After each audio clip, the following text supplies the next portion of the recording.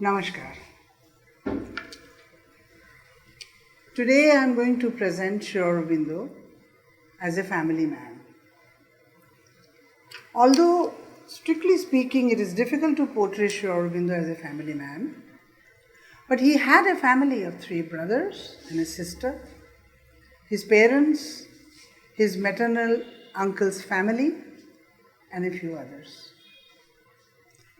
We don't know much about his relationship with his father because he was sent to England at the age of 7, and most unfortunately his father died of heart attack hearing about the drowning of the ship Sri Aurobindo was sailing in while returning to India. The news was false, as Sri Aurobindo did not set sail on that ship. But what spoke volume about their relationship was the only name of Auro on Dr. Ghosh's lips in his last moments. So deeply he loved his son, Aurobindo. Dr. Ghosh hailed from Konnagar, near Calcutta, rather in Calcutta, but later he lived and practiced in Khulna in Bangladesh. A wonderful character, so noble and generous, so magnanimous in his profession, that he was dearly loved by people. But he was totally anglicized and wanted his children to study abroad for ideal education. That's what he thought. He had made necessary arrangements for their stay and study, towards which he was sending money from India. But, owing to circumstances beyond his control, he couldn't send money for his son's maintenance after some time. That made the brothers go through acute difficulties and existential struggle at that young age. Sri Aurobindo's 2 elder brothers were Manmohan Ghosh and Binoy Bhushan Ghosh. They somehow managed to live and study mainly with Aurobindo's scholarship, which was barely sufficient, although they too earned something. We don't come to know much about the relationship between the brothers, except that once in a while, if their economy permitted, they went somewhere away for a weekend picnic. Most of the time, Sri Aurobindo was engaged in meeting both ends with much hardship and penury. Sri Aurobindo's mother, Swarnadevi, was the daughter of the renowned Sri Rajnarayan Bose of Deoghar, who was almost worshipped by the people of his times because of his ineffable qualities.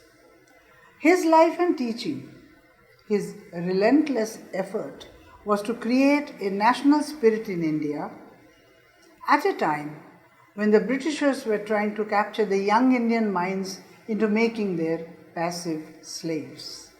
He was a great man, and he loved his grandson, Auro, very dearly. But in his family, a line of lunacy ran, and Swarnalata Devi, that is Sri Aurobindo's mother, became a victim of this, thereby losing her normalcy. Sri Aurobindo was very fond of his mother, and he used to often say, "I am the mad son of my mad mother." He took care of his mother after he returned to India. Now, this was a brief outline of his immediate family when he was young. When Sri Aurobindo was in England for 14 years of his study life, the Gaikwar of Baroda was visiting England around 1890s when he met Sri Aurobindo. So Sri Aurobindo was invited by the Gaikwar to come and join the Baroda service. He returned to India in 1893 at the age of 21 years. He straight came to Baroda, where he stayed for the next 13 years till 1906. In brief, he was taking care, his works I am noting, He was taking care of the secretarial work of the king. He worked in the revenue department, and he was also a professor of English and French, with being the vice principal of the Baroda College. Baroda was his karma bhumi. The first thing Sri Aurobindo did was to learn Sanskrit after coming to India and other Indian languages. At that time he read the Mahabharata, Ramayana, Kalidas, Bhavabhuti, Bankim, Homer, Dante, etc. and also translated Mahabharata and other things. In fact, he started his initial literary and philosophical works there. Now, before I deal with him as a family man, I'd like to trace out some of the characteristics of his nature while he was in Baroda. I'm going to heavily quote in my talk because I've had to collect everything from the records available to me. One of Sri Aurobindo's students, R.N. Patkar, he writes, Sri Aurobindo was very simple in his mode of living. He was not at all fastidious in his tasks. He did not care much for food or dress. This is in quotes I am reading. Because he never attached any importance to them.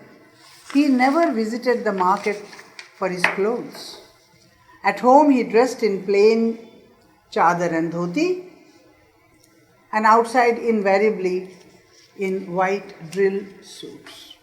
He never slept on a soft cotton bed, as most of us do, but on a bed of coir coconut fibre, on which was spread a Malabar grass mat, which served also as a bed sheet, unquote. And this fibre bed was always laid on the floor.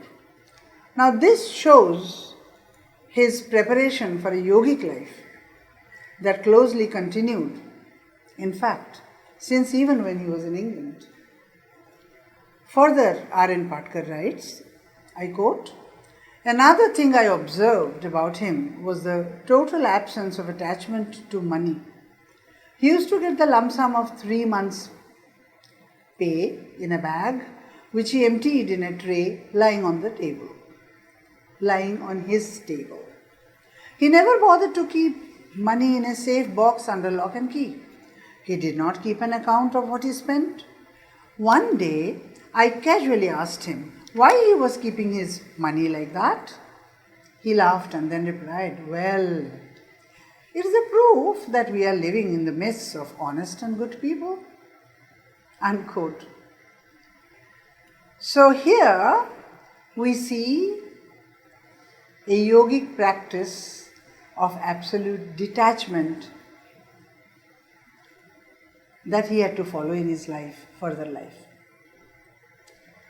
Now further, he reminiscences, I quote, he used to be absorbed in reading to the extent that at times he was oblivious of things around him, unquote.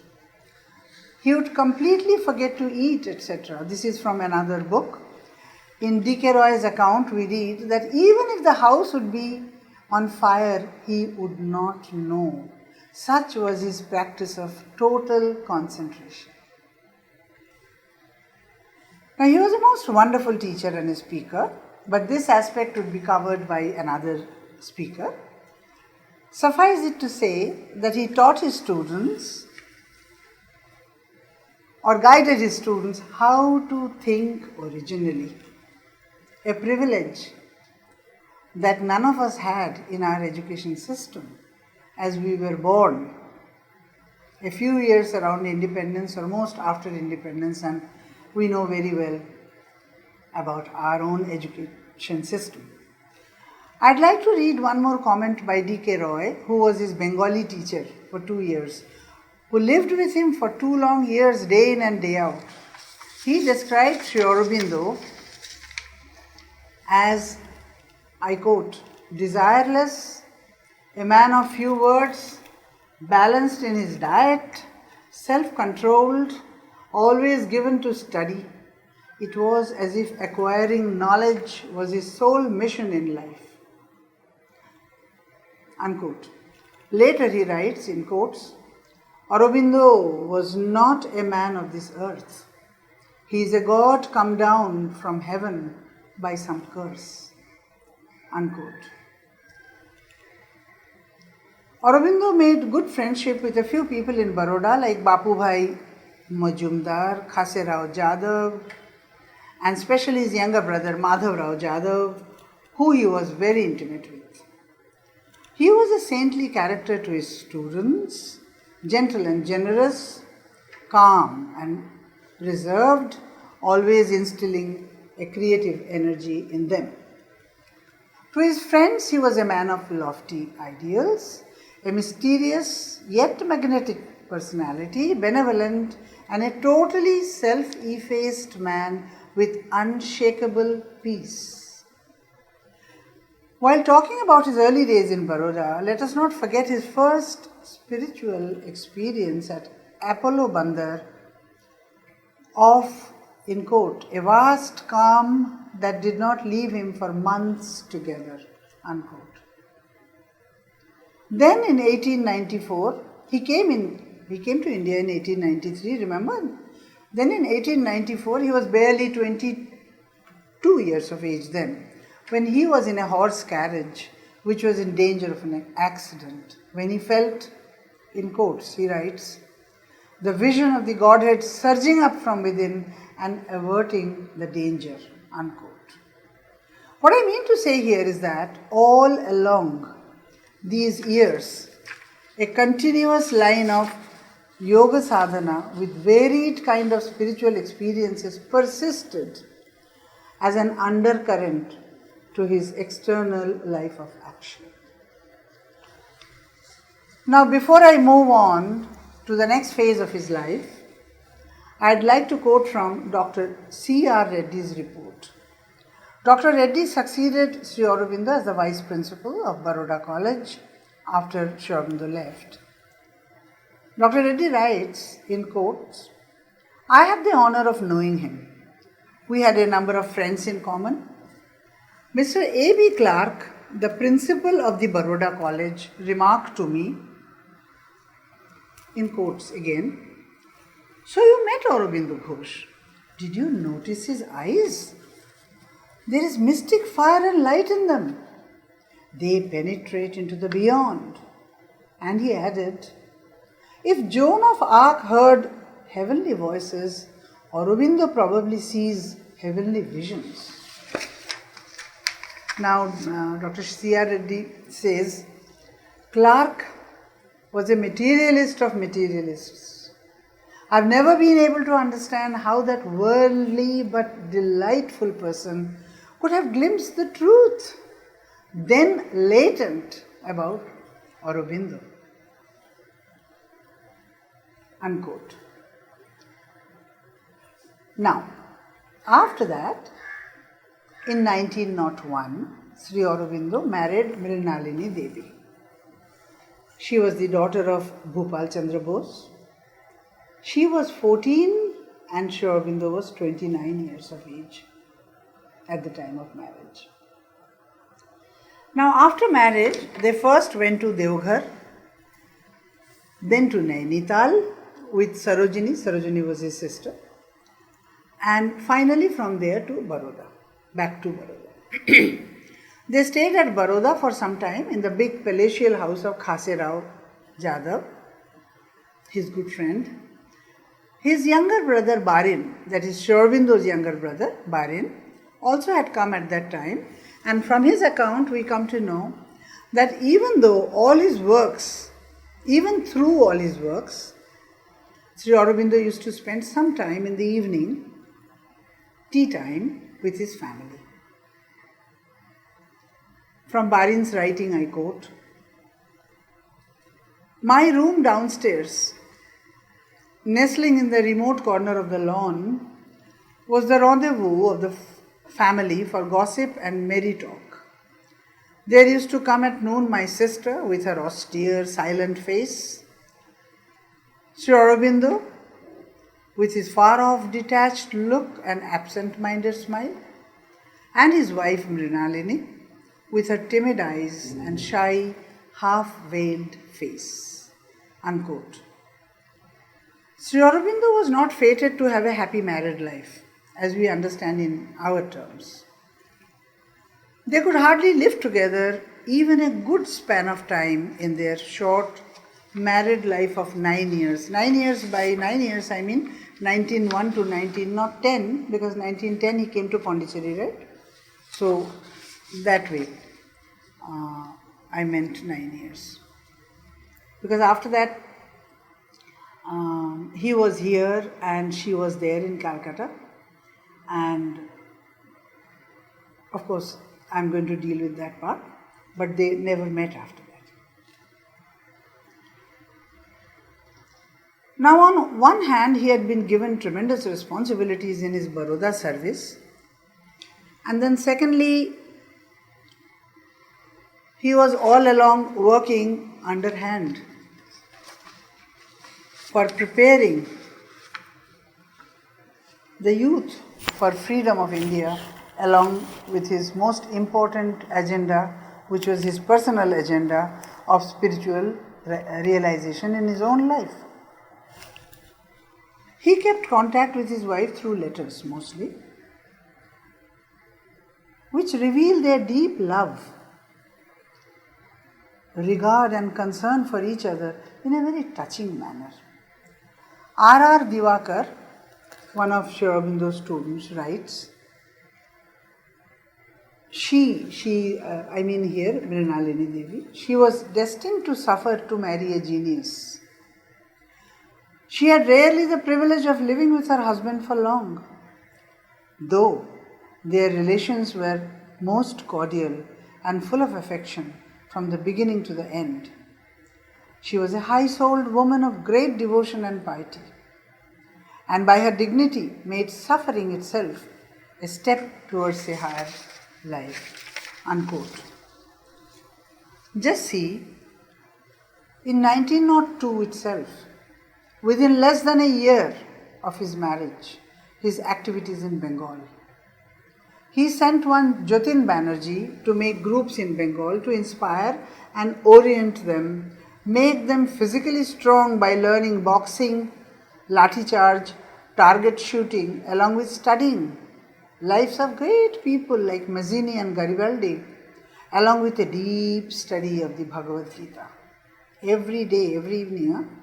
This spiritual aspect in revolutionary oath was the special feature in Bengal revolutionaries. Now, despite all such intense activities, he writes to Mrinalini, who was then most probably, we think, in Darjeeling, it is a cold place, quotes, I am quoting, so you must be careful not to catch cold. I am sending 10 rupees today. Buy some medicine and take it daily. Don't forget. I have heard of a medicine that will cure you of your disease. You don't have to take it daily. This letter was written on 25th June 1902. How much love and concern, and then its follow-up too. Many of these letters reveal Sri Aurobindo's yogic personality and how very tenderly he was steadily preparing Mrinalini to become strong and strong-willed and determined in her understanding of the mission and goal of her husband. She was a very soft and shy character, and barely in her teens, she didn't always find it easy to live by herself without the physical presence of her husband in several circumstances. That's what happens. After all, she was just very young. But Sri Aurobindo kept on advising, consoling and comforting her as much as possible through his most wonderful letters. Within 3 years of their marriage, Sri Aurobindo said, this is in record, that his yoga sadhana had started in all earnest. His inextinguishable thirst for God, not only to experience but to see Him physically and become His flawless instrument, became the only mantra of his life. At this point, one may wonder, as to why then he married at all, when he had this rock steel spiritual aim in his life. I shall refer to a couple of statements to clarify this doubt. To his friend Charudat, when asked this question of marriage, he replied, it's a longish letter, I am just quoting one line, in quote, just then I was very despondent and felt that I was destined to lead the life of a pedagogue. Why then should I not marry? This was one of his answers regarding his marriage. Later in 1909, after his acquittal, I'll come to that case later, Manmohan Gangopadhyay once asked him if brahmacharya could be maintained after marriage. To which Sri Aurobindo said, in quotes, I have been able to maintain my brahmacharya even after my marriage, unquote. I am quoting all these things from their books, from their records. So he prepared his wife several times by saying that unfortunately she had been married to a very uncommon man who has such high aspirations that could be called mad by ordinary standards, though Hindu religion takes cognizance of it as something extraordinary also. So he requests his wife to try to understand his character and be a true Hindu wife by supporting him on the path of his spiritual mission and realization. It is important that I read a few lines from his letter of 30th August 1905 about his three madnesses. This is very important. He says, I quote, to help others, you see these are long letters and I am just quoting a few lines that is going to give us a brief outline, of his character. To help others is a sacred duty. To give protection to those who seek refuge is a yet greater sacred duty. But the account is not settled by giving only to one's brothers and sisters. I have 300 million brothers and sisters in this country. Many of them are dying of starvation, and the majority just manage to live. Racked by sorrow and suffering, they too must be helped. Unquote. A little later in the letter he says, I quote, what do you say? Will you come along with me and share my ideal in this respect? We will eat and dress like ordinary people, buying only what is truly needed and offering the rest to God. My purpose can be fulfilled once you give your approval, once you are able to accept the sacrifice. Unquote. Each step in his life, he wanted her to walk with him, and she did her best to mold herself. Yet we should not forget that she was just 18 years old when a young woman just starts her life. She wants to see her life blossoming at that age, in her teens. It is at that time that she is being asked to sacrifice. In short, this was the first madness when he felt that whatever God gave him in terms of his abilities, qualities, higher education and earnings must be shared with all his countrymen, because living for oneself was as good as a beast.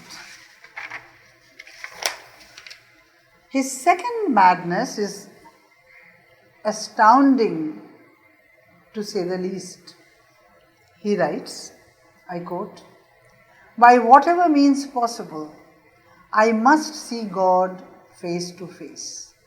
If God exists, there must be some way or other of realizing His existence and meeting Him. However hard or rugged the way, I am resolved to tread it. Then after that he writes, after a little more, I should like to take you with me along the path. Unquote. He was all along ready to guide her in her sadhana. It shows such incredible affection and deep love for his wife. The third madness indicates his utter love for the country, absolute identification with his motherland, currently fallen and degraded. He says to his wife, I quote, what does a son do when he sees a demon sitting upon his mother's breast and about to drink her lifeblood? Does he sit down to meals with a quiet mind and enjoy himself? Unquote. And then comes the ultimate declaration. I quote, I know I have the power to redeem this fallen race. It is not physical powers, but the powers of knowledge. I am just quoting what is important to quote. Actually, it's a very long letter. I was born with it. It is in the marrow of my bones. It is to accomplish this mission that God has sent me to the earth. The seed began to sprout when I was only 14. It took firm root when I was 18. Unquote. So he says, I quote, to his wife he says, will you be my Shakti? You have a general tendency towards unselfishness and doing well to others. The only thing you lack is the strength of will. Unquote. How much he understood her virtues and weaknesses, because she used to be easily impressed and convinced by others. These are incredibly magnificent letters that were taken away by the police from Grey Street, Calcutta, when he got arrested in the Alipur bomb case. After this, his political involvement grew in full swing, and his growing national spirit slowly weaned him away from his family life more and more. On 21st October 1905, in a letter to his wife, he mentions about an illness of Barin and closes by writing, in quotes, as the time of meditation is nearing. He has to stop writing. His sadhana was taking an intense form, though the letters to his wife continued whenever time permitted. Mrinalini very much wanted to come to Baroda, but owing to time and work constraints of Sri Aurobindo, she could not come. Of course, Sri Aurobindo used to send her money for his sister, maintenance money for his mother, as the other brothers had stopped sending anything any further. But as the larger part of his earning went for Swadeshi movement, it was never enough for the family. I don't have much time certainly, to read those painstakingly written account of money to his wife. I'll give you a few more glimpses about his relation with Mrinalini. On 22nd of October 1905, he writes, why are you so much anxious about my health? I never suffer, except for cough and cold. It is unfortunate that you get impatient so quickly. You must have a great deal of patience. And then again, I have not quoted, unquote here. Then again he continues saying that you have been married to a man who is a very uncommon person, so you have to bear with all of it, so you have to be much more patient. Things like that, 17th February 1907, he writes to her, I quote, I have not written to you for a long time. This is my eternal failing. If you do not pardon me of your own goodness, what shall I do?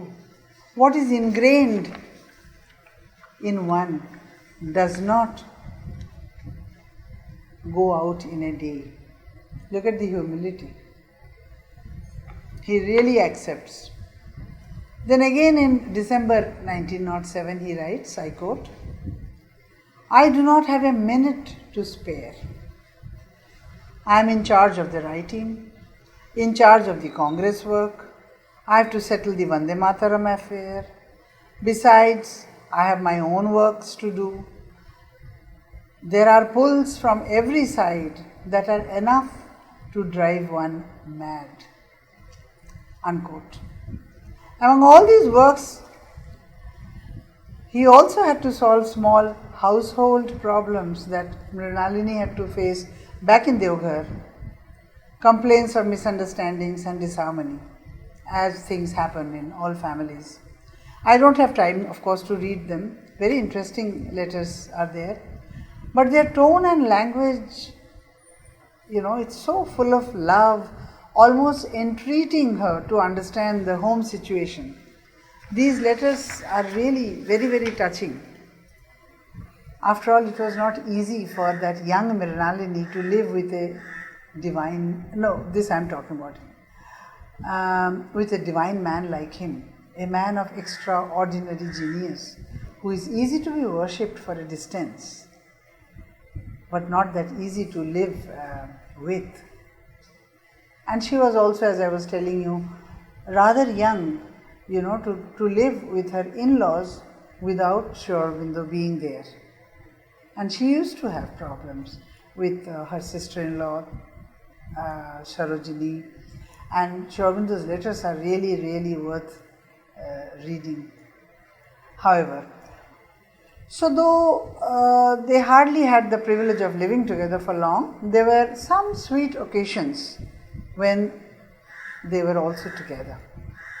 In one of his political tours, Sri Aurobindo contracted a virulent fever of malaria from some Mufassil town and landed at his father's house in Calcutta where Mrinalini was staying.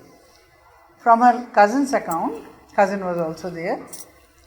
This is taken from his book. He writes, I remember how Mrinalini served him during his illness. Sitting by his bedside, she would fan him, gently massage his head and feet.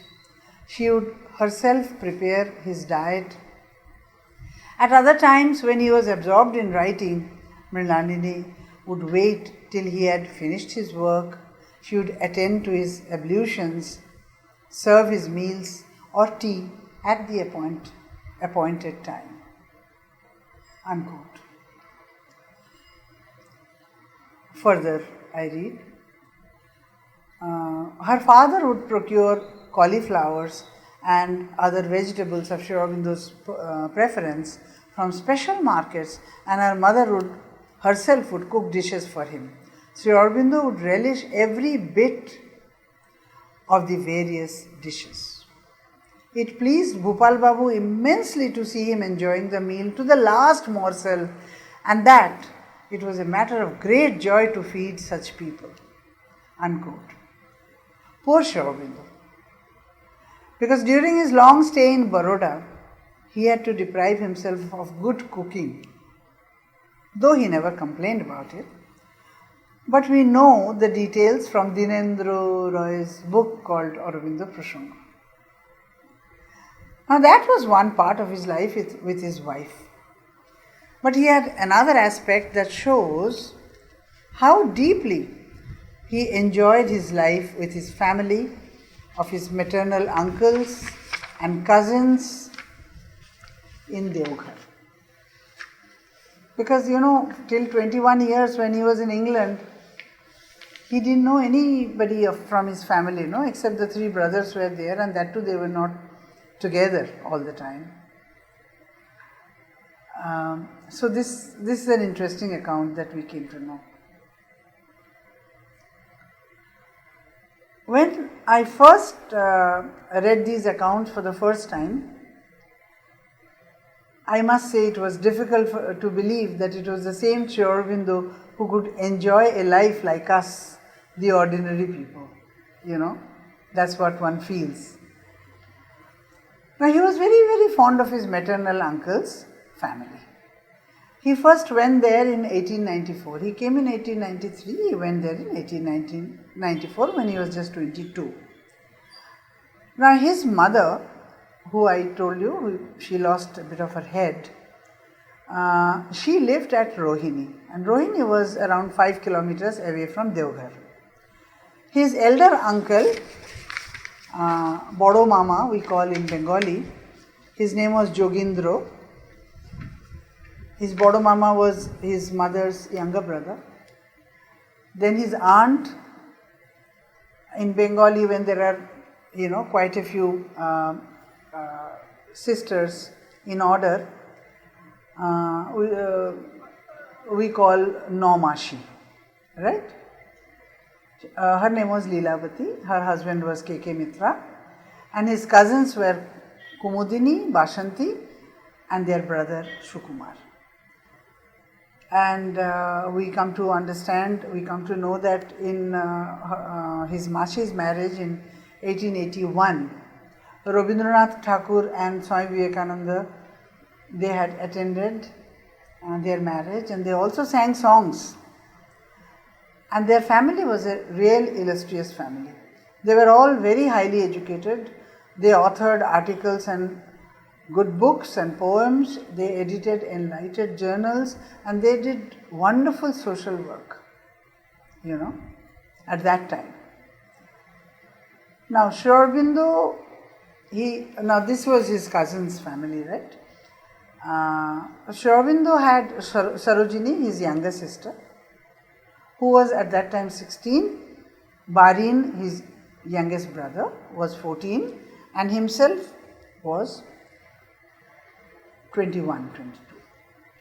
His two elder brothers, Manmohan and Vinay Bhushan, even after returning to India, did not keep much of a family relation with them, and we don't have almost, any account of his paternal side family, father's side family. His grandfather Rajnarayan Bose was too fond of Auro. Swamiji was his very good friend, and so was the famous Swami Brahmananda of Narmada, who loved Aurobindo and Barin. We all know him as a great yogi of Narmada. Now regarding Sri Aurobindo, Sarojini has written somewhere, Sejda means in Bengali the eldest brother is Borda, then Mesda, the second eldest, then third eldest is Sejda, and the youngest is Choda. Like that it goes. So she writes, so Sri Aurobindo was called either Sejda or Oroda. So Sejda was a very shy person, in quotes I am reading. When women folk surrounded him, he shrank bashfully, unquote. So he loved Deoghar with its scenic beauty, Sri Aurobindo, wonderful scenic beauty. He writes, it's a beautiful description. I'm telling you just in essence. Skirted with hilltops of Trikut that would glisten with the sunset glows that were so inviting to Auro, known as Sejda, there. Also the Digharia and Nandi hills to which they would climb for excursions. All of them would go walking long distances with Bodo Mama, Jogindra, as the leader of the group, along with Barin, his cousins, Mashi's children and uncles and aunts, and also with his grandfather. So imagine the fun they must have had. He so much fell in love with this newfound family of his that whenever he got time from his work or puja time, in Bengal the puja time is something that we really enjoy. He would just drop there to Deoghar. In one of his letters to Sarojini, his sister, he wrote, I quote, I do not know for what enormous crime I have been condemned to Baroda. Since my pleasant sojourn with you at Deoghar also used to be called Baidyanath because people used to go for their convalescence over there. The air is so fresh and good. Baroda, so since my pleasant sojourn with you at Baidyanath, Baroda seems 100 times more Baroda, unquote. How much he enjoyed those days. At Durga Puja time, Sri Aurobindo always tried to come to Deoghar to enjoy with his family. Whenever he passed through Calcutta, this is good to note, he always dropped at his uncle's house. This I am saying because this shows that however shy he may have been, he was very friendly with his family. Bashanti recalls, Bashanti is his cousin, one of the spots they were certain to visit, in quotes, was the village of Rohini, 5 kilometers away, where lived their eldest aunt, Aurudada's mother. The bungalow with so many big shady trees was an ideal place for a day-long picnic.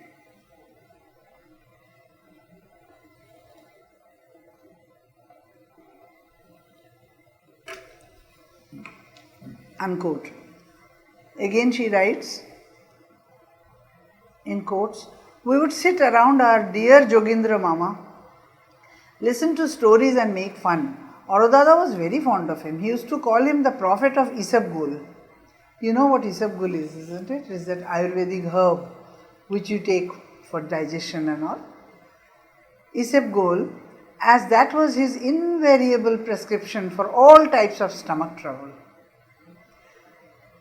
Unquote. Sri Aurobindo was so impressed by him that he used to take Isabgol himself in Baroda every day.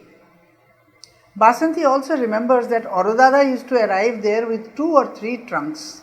They used to wonder how many suits and luxury items would be there in those.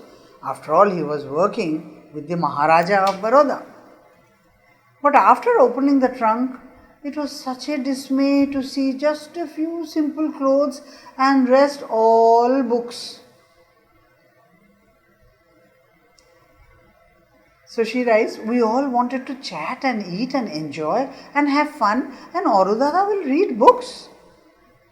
But Aurudada did join in all our chit-chats and merrymakings. In fact, she says that his talks used to be full of wit and humour. He may have burnt midnight's oil, I am saying that, for reading those books. But his vacation was spent as a vacation all the same. The next thing that I am going to state is something that really knocked me off, because in the ashram, I live in Sri Aurobindo ashram, because in the ashram we never knew Sri Aurobindo to have done games and physical exercises and walking. Like the mother was so careful, so particular about her game of tennis and about all the children's physical education, But Sri Aurobindo was never known, except he would, of course, every day walk in his room. So I was really surprised when I read this. Sukumar, his cousin, recalls wistfully that in one of the puja holidays, he found Aurudada daily practicing dance and baithaks. You know what dance and baithaks are? Push-ups and knee-bending exercises. In quotes, he used to treat me as though we were the same age. Sukumar was 13 years younger to Sri Aurobindo. Then he says, in quotes, and he always repaid me in kind my childish playfulness, so that often we would both roll in the dust. He was never annoyed, his dignity never offended. Sri Aurobindo rolling in dust is something we can never imagine. In the same strain, his relation with his grandfather was also a very unique one. They talked of many things, I quote, of cabbages and kings and why the sea is boiling hot and whether pigs have wings. Imagine the imaginations. The pigs have wings and the boiling hot sea. Often their rolling laughter would fill the air with mirth and joy beyond words. He always carried out all his duties as a family man towards his wife, his mother, unmarried sister, an extended family, friends, students, and the king's work with full devotion. Along with all this, he involved himself deeply in the Bengal politics to reform the whole national movement, as we come to know. Of course, his personal life with Mrinalini had to take a severe beating, yet they could maintain throughout a very loving, intimate bond. They were not fated to enjoy more than that. Once in a while, only Mrinalini got chance to serve her husband. In 1907 and 1908, Sri Aurobindo accomplished two major spiritual realizations in his yoga sadhana. One, that of losing his own will and working only on the command of the divine will and adesh. And second, having achieved the silence of mind under the guidance of his Guru at that time, Sri Vishnu Bhaskar Lele. He mentions about his 1907 experience to his wife. So I'll read out a little from the letter. I quote, "I was to come on the 8th of January, but I could not. This did not happen of my own accord. I had to go where God took me. This time I did not go for my own work. It was for His work that I went. The state of my mind has undergone a change, but of this I shall not speak in this letter. Come here and I shall tell you what is to be told." Further in the letter he writes, "But there is only one thing which must be said now, and that is that from now on I no longer am the master of my own will. Like a puppet, I must go wherever God takes me. Like a puppet, I must do whatever He makes me do. Do not let anyone see this letter, for what I have said is extremely secret. I have not spoken about this to anyone but you. I am forbidden to do so. This much for today." Unquote. So what I mean to say is that he shared all his deepest experiences with her, as we can see through these intimate letters. Now the second experience was with Yogi Lele, who was requested to come to Baroda. Lele also had an intuition that he had to initiate a great soul. Probably in 1908 January, Lele Yogi met Sri Aurobindo in the Dandiya Bazaar house for half an hour. Lele was really to help him in his sadhana, which Sri Aurobindo needed, but on condition that he entirely leaves politics for a few days. That was the condition he gave to Sri Aurobindo. Sri Aurobindo agreed. For 3 days he lived with him in the small room on the top floor of the house. He was told to turn his mind blank. Now regarding this intense experience of Sri Aurobindo, it will be justified to put it in his own words. So at one place Sri Aurobindo says, I quote, "The usual way, the easiest, if one can manage it all, is to call down the silence from above you into the brain, mind and body." Later he wrote, I quote, "It was my great debt to Lele that he showed me this. Sit in meditation," he said, "but do not think. Look only at your mind. You will see thoughts coming into it.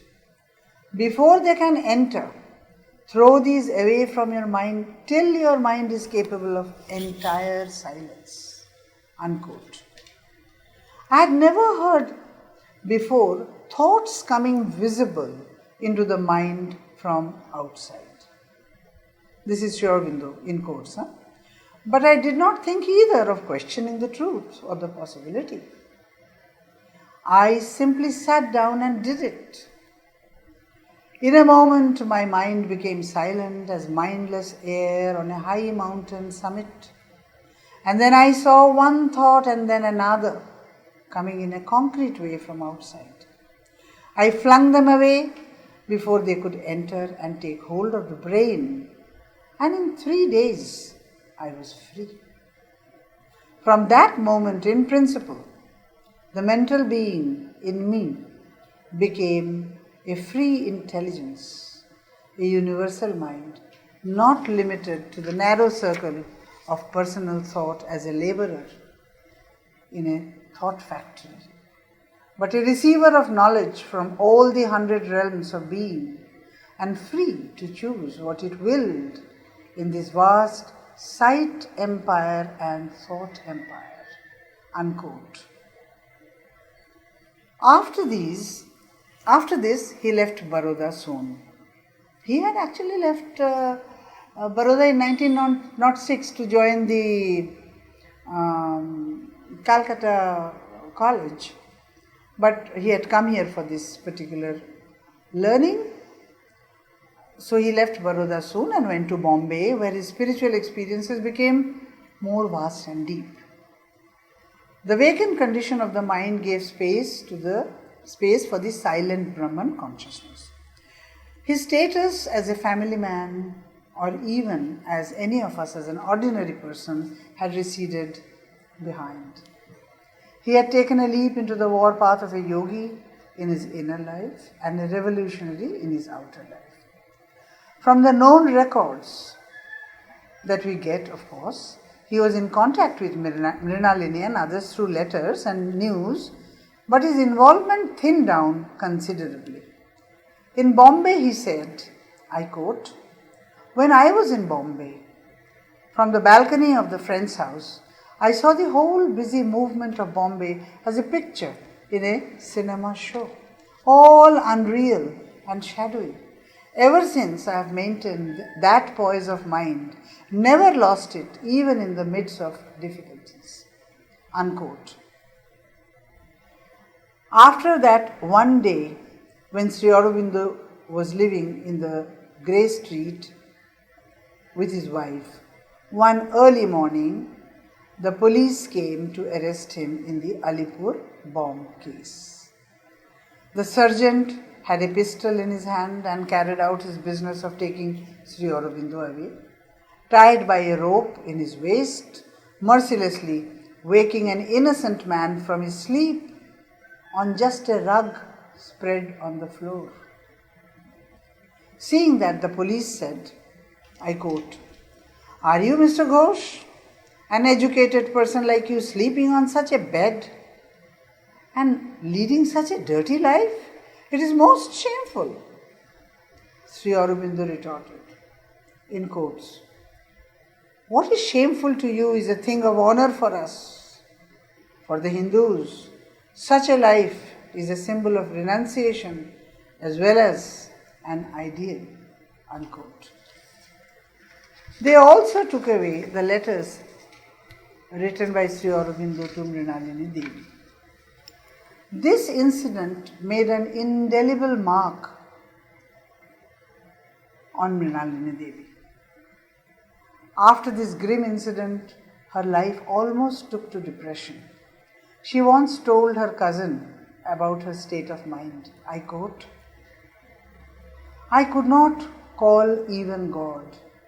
This is at the time when he was being taken away. "I could not call even God. How could I? I had no other God except my husband. I have seen God's manifestation in him alone. When he spoke, I felt as if a distant bodiless sound was coming out of his mouth. When he looked at me, I felt as if two dreamy eyes were pouring their effulgent rays on my body. When such an unearthly person was snatched away from my world, I felt that death alone was my resort without him. But still, death did not come. Unquote. Her father took her to Shillong. They used to live in, her father's house was in Shillong. Shillong, from where she used to come to visit Sri Aurobindo in the Alipur jail, always very calm and poised. The next 8 years of her life before her sudden unexpected demise was almost that of a yogini. Long hours of meditation and puja in the puja room in the morning and evening. Very simple food without any non-vegetarian items. Wearing white saris with thin black border. Always calm and aloof and reading religious books, especially those of Sri Ramakrishna. That was her life. Ila Devi's description. Ila Devi was Mrinalini's sister's friend. And she has written, because she knew them so well when she was young, she says that she had seen Sri Aurobindo's photograph in her puja room, with flowers offered at his feet, with incense burning alongside. See, she, that young girl, she understood Sri Aurobindo, who he was, his divinity, his greatness. And she used to do puja to him in her own puja room along with other gods, whatever gods and goddesses, in her own lifetime. After he came out of the jail, Sri Aurobindo, within a specific period, he got the Adesh, a command. Adesh is always a command from God. And in his case, it is always from Sri Krishna, to go to Chandan Nagar, and from there on to Pondicherry. Mrinalini did not know his whereabouts until he reached Pondicherry. From Pondicherry, Sri Aurobindo had written letters to her. That's how she came to know. Sri Aurobindo in Pondicherry was deep in his yoga sadhana to bring forth the new tide in the spiritual history of our land. When he achieved that, he wrote to her, saying that Mrinalini could now come to Pondicherry. That was in 1918. We must understand one thing, that Sri Aurobindo did not leave his wife in Calcutta to live a hard and lonely life without any care. We have already noted that he was under compulsion to act as God was guiding him. He had totally surrendered his own will to God by now. He was deep into his yoga sadhana, hewing a completely new path for humanity to reach God. It is for this that for 8 years, that is from 1910 to 1918, that was period of his intense sadhana in Pondicherry when he had come. That's why he could not call Mrinalini to come to Pondi. They only lived by correspondences, that too far in between. In one undated letter, it is stated, I quote, "I have not written you a letter for a long time. I believe there may soon be a great change in our life. If so, if that happens, we will be free from all want. We wait on the will of the Mother." Now this is the world Mother. This is not the mother of our Sri Aurobindo Ashram where I live. Further he writes, "Within me as well, the final transformation is taking place. The Mother's inspiration has become very compact. Once the transformation is complete, the descent stable, our separation cannot continue anymore. For the day of the Yoga Siddhi is coming near. After that will be the flow of the entire body. Tomorrow or the day after, a sign will manifest itself. After that, I'll be able to see you." Unquote. Therefore, very clear instructions were given to Mrinalini to now come to Pondicherry in course. She was so happy. All arrangements were made. Her father was accompanying her to come to Pondicherry. But there's always a but in our life, no? On the way from Ranchi to Kolkata, she contracted a dangerous fever. And just within 3 days, she passed away.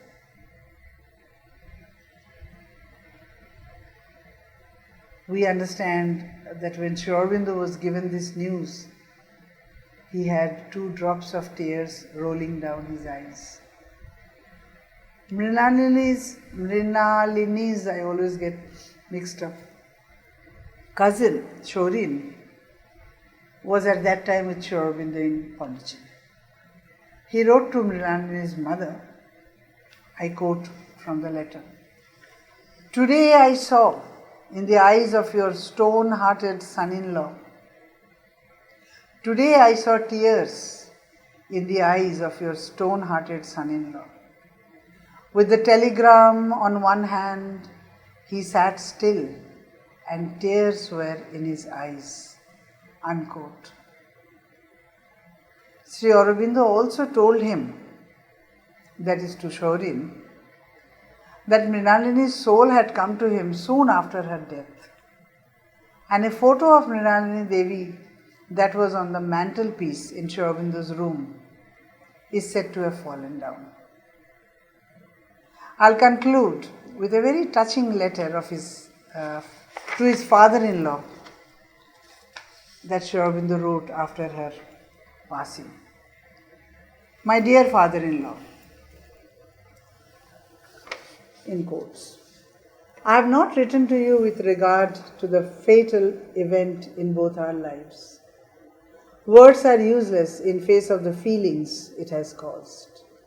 If even they can express our deepest emotions. God has seen good to lay upon me the one sorrow that could still touch me to the center.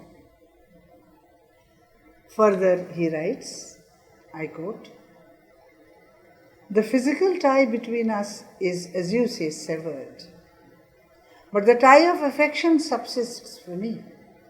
Where I have once loved, I do not cease from loving. Besides, she who was the cause of it still is near, though not visible to our physical vision. Towards the end, he writes, I should be glad if you'd send me 2 or 3 of her books, especially if there are any in which her name is written. I have of her only her letters and a photograph. Unquote. So, this is the outline of his family relation that I could draw from available records.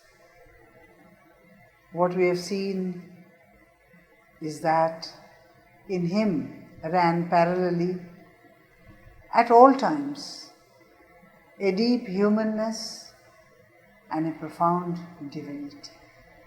Thank you.